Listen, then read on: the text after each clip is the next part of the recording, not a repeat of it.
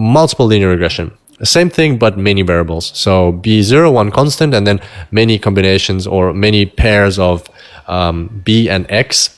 And it can go up to quite a lot.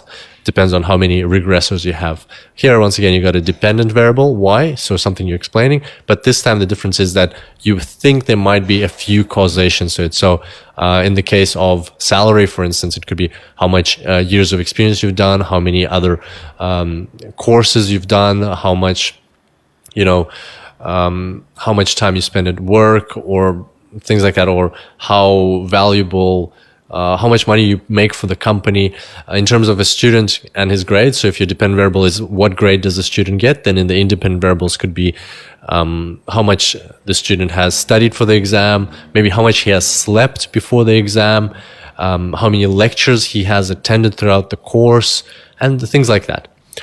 The constant is still there, and also you got the coefficients.